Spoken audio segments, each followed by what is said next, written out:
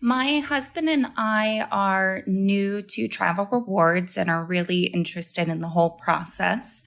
In my research, I've heard about two-player mode, and I'm wondering what the most efficient way for us to gain the cards while being efficient with our spending limits on each of those cards would be. Thank you so much.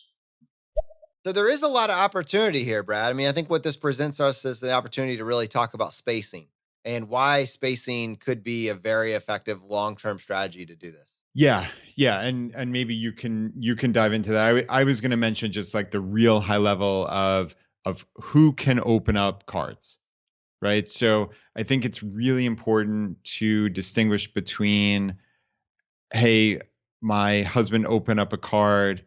The first question is usually, can I get that card also? Hey, we're married, as a married couple, my husband applied for this card, we have it. Are we stuck? Is that it?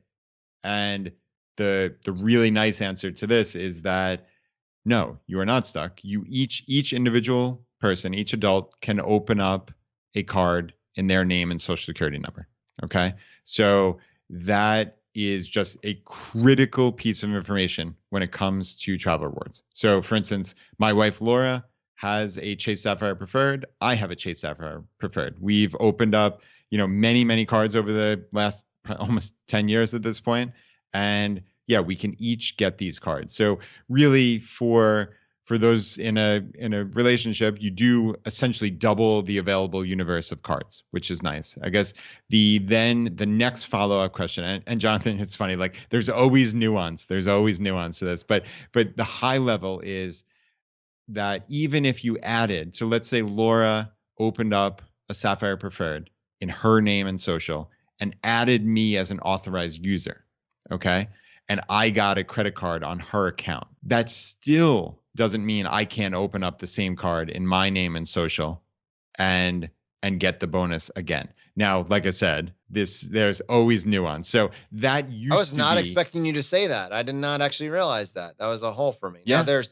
I am curious if there's a downside to doing that because I always associated the authorized user application with maybe some limits that we'll talk about shortly. But I did not realize that you could both be an authorized user on a card and apply for said same card in your own name. Yep.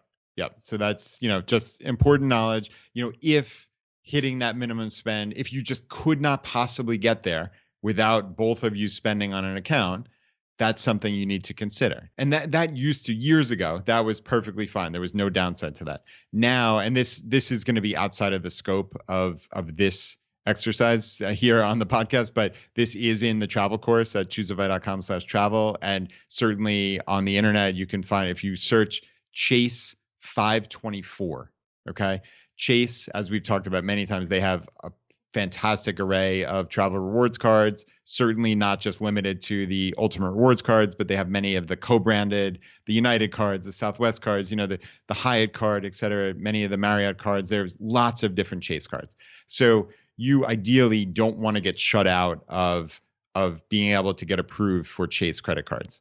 Now, the nuance here is that this 524 is that you can pretty much only get approved for 5 cards in the prior 24-month period, okay? And now authorized user cards do count against you. So if your spouse opened up a card in their name and social and added you as an authorized user, that one authorized user actually counts towards your 524, okay? So that, I would say, unless you absolutely dire need to have both of you spending on an account to hit that minimum spend, do not add authorized users. It's just right now it's not the preferred strategy here for sure. So here's how I kind of visualize this, and I'd be curious, Brad, if you would, if with the benefit now of hindsight, you would kind of do something similar. But I basically, for my wife and I, playing two-player mode here. One of us is more focused on Chase, and the other one is focused on Chase to start with, but then we just keep going. And so the strategy basically looks like you always start with Chase because Chase is the most restrictive, or nearly always start with Chase in terms of this 524. but one of you always keeps that 524 in mind and there's some spacing involved, and the other party is free to no longer worry about 524. So that is kind of like how my wife and I kind of take a look at that. We will probably both start at chase, and then one of us just kind of always keeps their limitations in mind in terms of our pacing. And we're not super aggressive with this. So we're not we're keeping a cadence going, but we're not always trying to be right up on the line. So the person that is the non-aggressive person, that usually is the person that's still staying in the chase ecosystem, that individual is just being cognizant of whether or not they're falling inside or outside of those chase 524 limits. The other person doesn't have that restraint. Right? That's just kind of my mind in two-player mode. That's what makes sense. But I'd be curious if there's any more nuance you would add on to that.